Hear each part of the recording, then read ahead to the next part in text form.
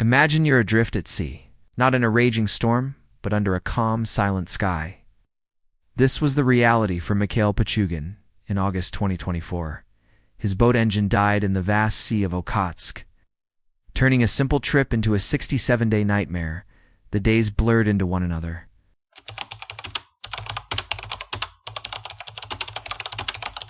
Morning in the Russian Far East does not rise, it seeps in.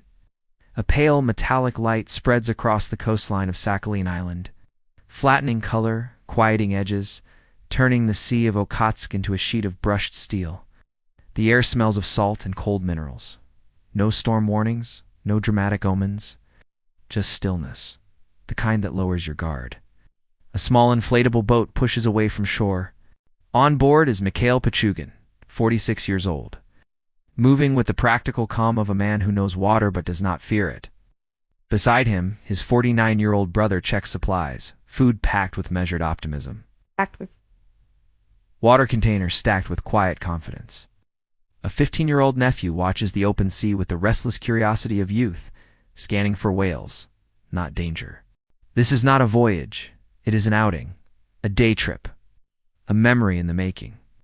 The engine hums steadily, a small mechanical heartbeat beneath them. Gulls drift overhead.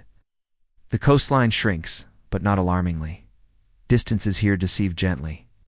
The horizon seems close enough to touch, but the Sea of Okhotsk does not announce its authority. It waits. The boat glides over long, slow swells, the kind that suggest depth rather than violence. Beneath them, cold currents move like invisible highways, powerful, indifferent. No one on board sees the map they have already entered. A system of tides and wind corridors that can carry a vessel hundreds of kilometers without permission. They talk in short, ordinary sentences. About weather, about fish, about nothing. Time passes easily. Too easily. The shore is now a faint smudge behind morning haze. Not gone, just less certain. The nephew points at ripples in the distance, convinced something large moved beneath the surface. They lean forward, searching. The sea offers no confirmation, only reflection. There is a quiet rule in remote waters. The farther you go without incident, the more you believe nothing will happen. Routine becomes reassurance. The engine's steady vibration becomes proof of control, but control out here is borrowed. And borrowed things can be taken back without warning. The boat continues outward, small against a widening emptiness. Three figures suspended between sky and water, unaware that the most dangerous moment of their journey has already passed, because nothing had gone wrong yet. And that was the danger. The change begins as a tremor, not in the sea, in the sound. The steady hum beneath the boat stutters once, like a skipped breath. Mikhail Pichugin glances back at the outboard motor, more annoyed than concerned. Small engines complain. It happens. He adjusts the throttle gently. The hum returns, then falters again. A thinner sound now, strained, mechanical, wrong. His brother looks up. The nephew stops scanning the water and turns toward the stern. No one speaks yet. There is a silent agreement among people on water. Don't overreact to the first sign. Most problems are small. Most problems can be fixed. The engine coughs, once, twice, then it dies. The sudden quiet is physical. Vibration disappears from the floor beneath their feet. The boat no longer feels alive, only afloat. The sea fills the space the engine once occupied. A low, endless hush against rubber sides. Pichugin pulls the starter cord. The motor turns over but doesn't catch. Again, nothing. He adjusts fuel flow. Checks connections. Movements become faster, but controlled the ritual of denial. Behind them, the horizon remains featureless. Ahead, the same. The boat has already begun to pivot sideways to the swell, subtle, easy to miss. But motion has changed. They're no longer moving through the sea. The sea is moving them. Try again, his brother says quietly. He does. The cord snaps back into his hand with a dry recoil. No ignition. The nephew watches, sensing the shift adults try not to show. Wind brushes the surface in thin streaks. The boat drifts a little farther off its own invisible path. Minutes stretch. Each pull weaker in outcome, stronger in implication. There is no smoke, no dramatic failure, just absence. Systems don't always break loudly. Sometimes they simply stop cooperating. Pichugin looks up at last, not at the engine, but at the horizon. Measuring distance, calculating drift without instruments. The coastline is no longer a line. It is a memory. The first real decision hangs in the air. Wait or act, or there is nowhere to go. The sea does not rush them. It does not need to. Currents below, wind above, quiet forces already drafting their course across a map they cannot see. Control has shifted, and the sea has not said a word. By afternoon, the coastline is gone. It's not vanished in drama, erased by distance. Sky and water fuse into a single sheet of gray, the horizon no longer a boundary but a blur. The boat sits low in the water, rocking gently, as if nothing has changed. But everything has. Mikhail Pichugin studies the swells. They are long-period waves now, not coastal chop, the signature of deeper water. That realization lands quietly. No landforms to orient by. No shipping lanes in sight. No sound except wind and water. Odd. They are not stalled. They are adrift. His brother checks their supplies again, though nothing has altered since morning.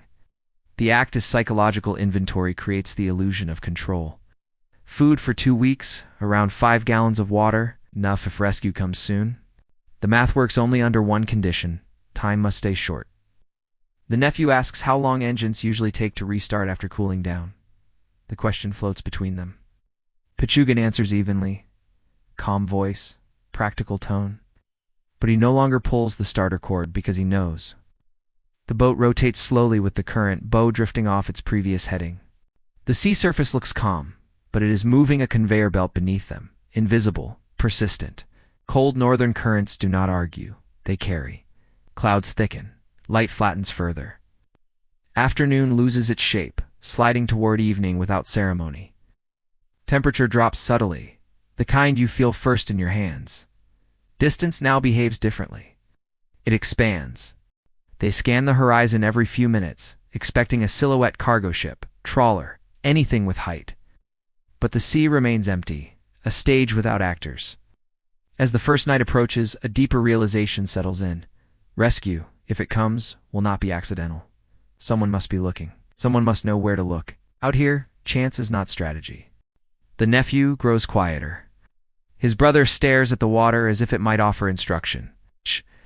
Pichugin begins calculating drift direction by wind and swell angle. Fragments of knowledge stitched together without instruments. It is not navigation, it is guesswork, dressed as method. The boat rises and falls in slow rhythm, the sky darkens, the cold gathers, and somewhere in that fading light, a boundary is crossed, not geographic, but psychological. The moment when delay becomes disappearance. They are no longer waiting to go home. They are waiting to be found. And this is only the first night. By afternoon, the coastline is gone, not vanished in drama, erased by distance. Sky and water fuse into a single sheet of gray, the horizon no longer a boundary but a blur. The boat sits low in the water, rocking gently as if nothing has changed. But everything has. Mikhail Pichugin studies the swells. They are long-period waves now, not coastal chop, the signature of deeper water. That realization lands quietly. No landforms to orient by. No shipping lanes in sight. No sound except wind and water. Odd. They are not stalled. They are adrift. His brother checks their supplies again, though nothing has altered since morning. The act as psychological inventory creates the illusion of control. Food for 2 weeks, around 5 gallons of water, enough if rescue comes soon. The math works only under one condition: time must stay short. The nephew asks how long engines usually take to restart after cooling down. The question floats between them. Pichugin answers evenly, calm voice, practical tone. But he no longer pulls the starter cord, because he knows. The boat rotates slowly with the current, bow drifting off its previous heading. The sea surface looks calm, but it is moving a conveyor belt beneath them, invisible, persistent. Cold northern currents do not argue, they carry. Clouds thicken, light flattens further. Afternoon loses its shape, sliding toward evening without ceremony. Temperature drops subtly, the kind you feel first in your hands. Distance now behaves differently. It expands. They scan the horizon every few minutes, expecting a silhouette, cargo ship, trawler, anything with height. But the sea remains empty, a stage without actors. As the first night approaches, a deeper realization settles in. Rescue, if it comes, will not be accidental. Someone must be looking. Someone must know where to look. Out here, chance is not strategy. The nephew grows quieter. His brother stares at the water as if it might offer instruction. Pichugin begins calculating drift direction by wind and swell angle, fragments of knowledge stitched together without instruments. It is not navigation, it is guesswork dressed as method. The boat rises and falls in slow rhythm, the sky darkens, the cold gathers, and somewhere in that fading light, a boundary is crossed, not geographic, but psychological. The moment when delay becomes disappearance, they are no longer waiting to go home. They are waiting to be found. And this is only the first night. The sky is a low ceiling of gray, pressing the world flat. The sea has not grown rough, but it has grown larger. Its scale now psychological as much as physical. There's no direction here, only drift. Inside the boat, the first true survival ritual begins. Mikhail Pichugin opens the food pack with deliberate care. Portions are divided, then divided again. Calories become numbers, not meals. Eating is no longer about hunger, it is about scheduling survival. His brother measures water in capfuls. No one drinks freely, even swallowing feels like a decision. Hope now is arithmetic. They speak in practical sentences, avoiding the horizon. This will pass. Search boats will come. We just need time. Each statement is built, not on evidence, but necessity. Because without belief in rescue, the body stops fighting long before food runs out. Clouds gather thicker toward midday. A faint mist brushes the surface of the sea, softening edges, and the first drops fall.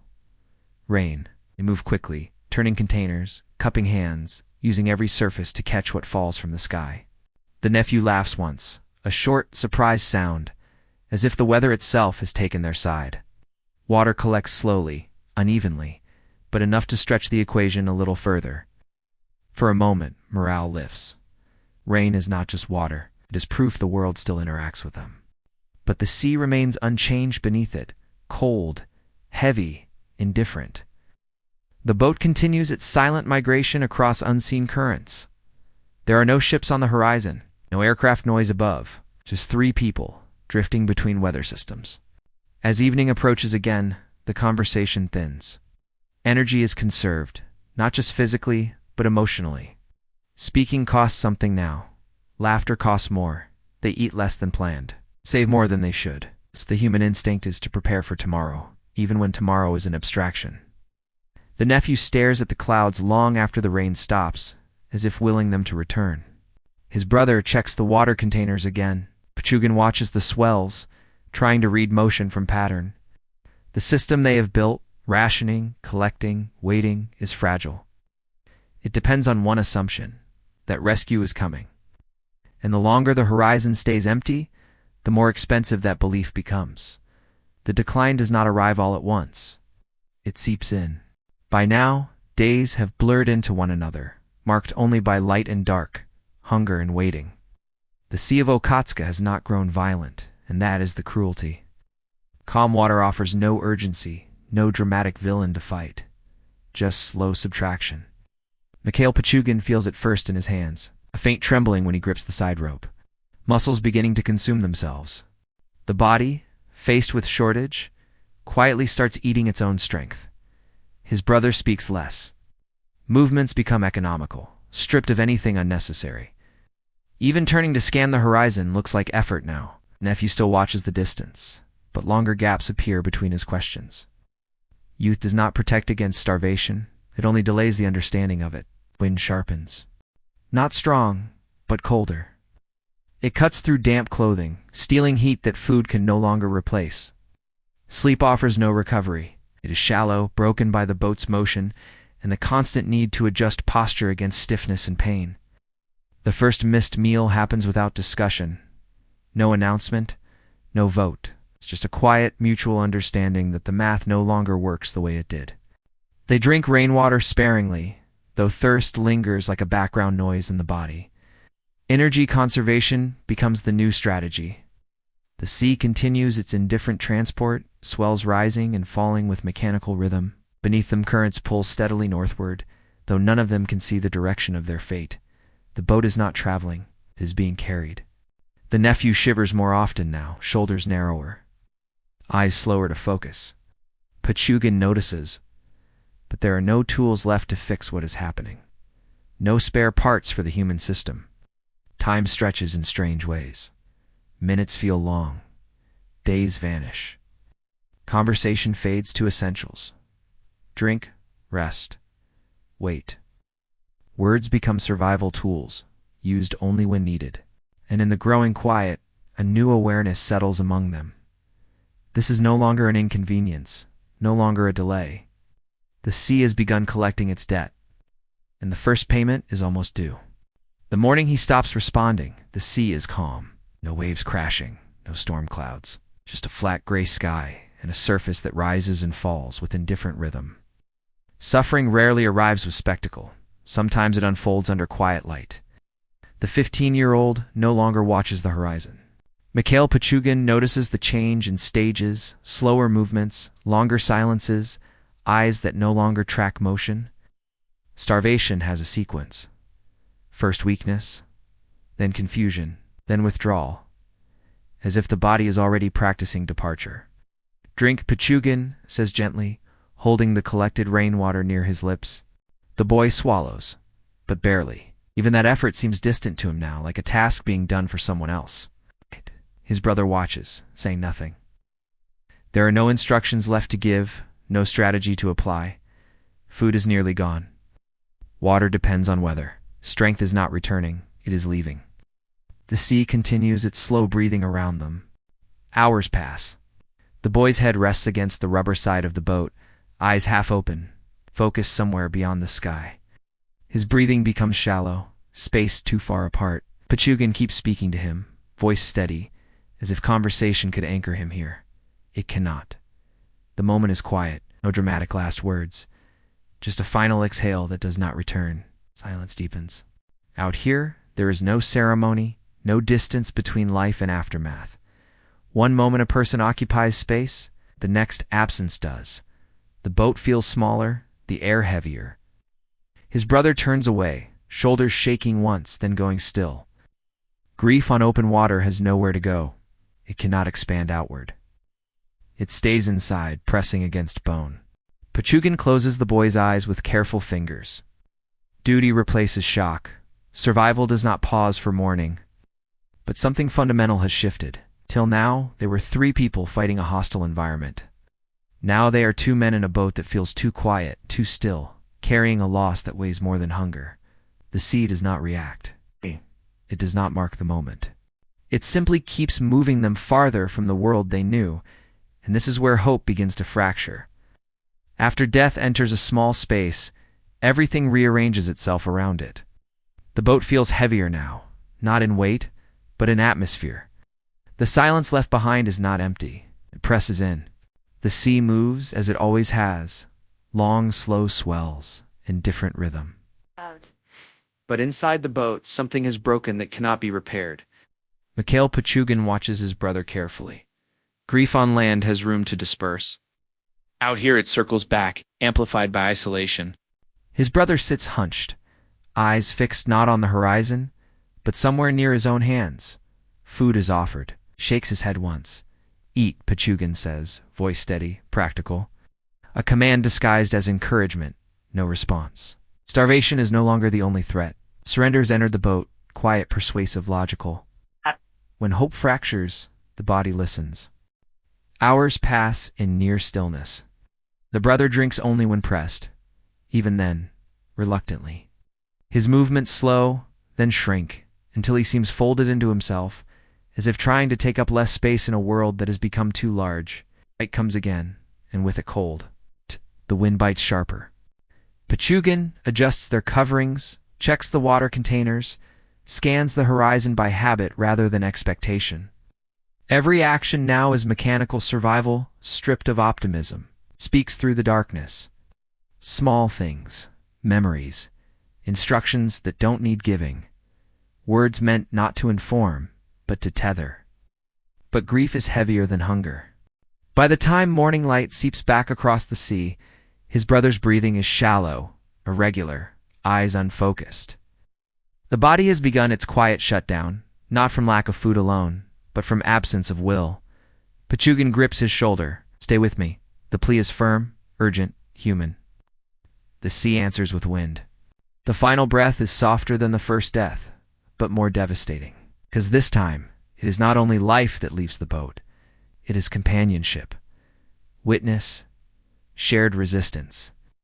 Now there is only one man drifting between sky and water, surrounded by a silence that has weight. And the sea, vast and patient, keeps carrying him farther into it. There is a moment after the second death when the world feels suspended as if even the sea pauses. But it doesn't. The swells continue their slow rise and fall, lifting the small inflatable boat like a piece of driftwood. Inside it, Mikhail Pichugin is now the only living voice, the only pair of moving eyes, the last pulse of intention. Before it was shared effort.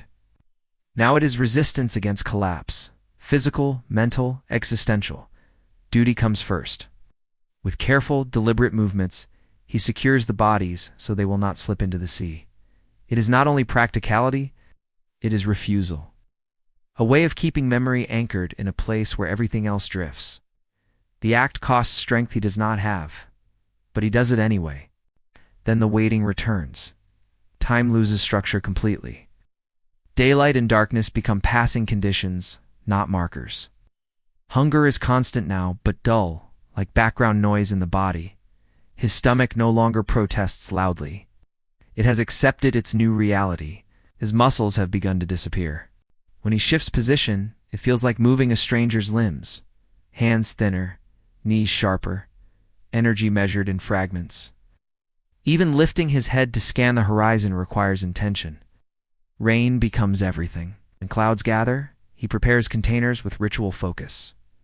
Every drop that falls is time purchased.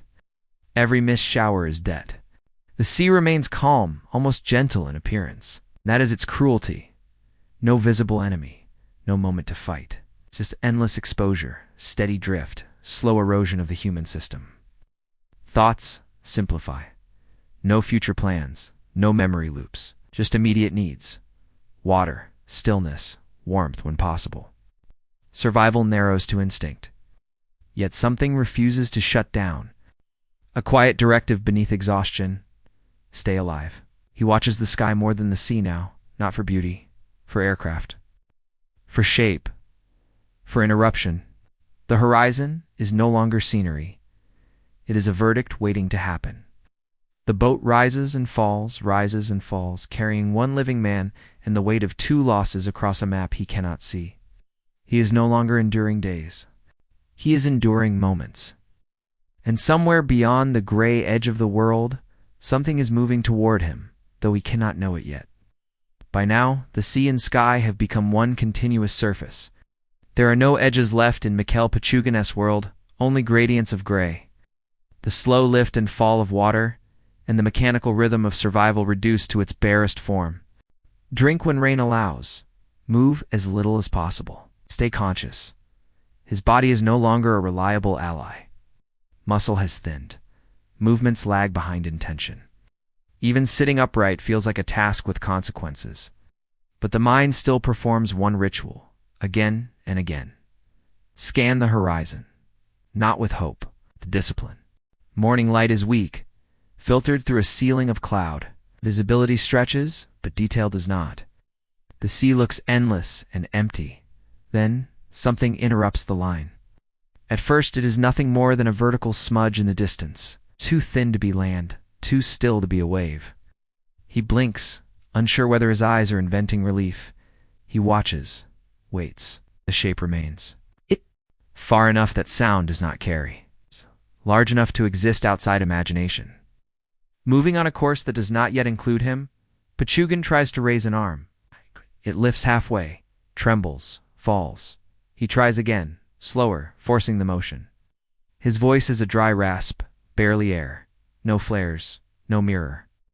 No engine to chase.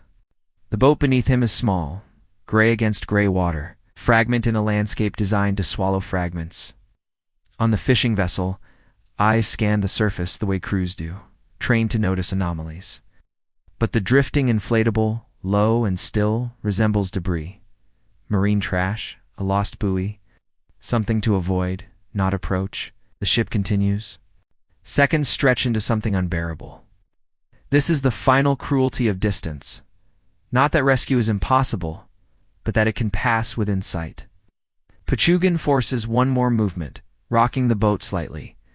A small change in angle, a break in pattern. On the vessel's deck, someone looks again. The shape is wrong for debris, too structured, too deliberate. The ship alters course. Out here, survival does not always hinge on strength.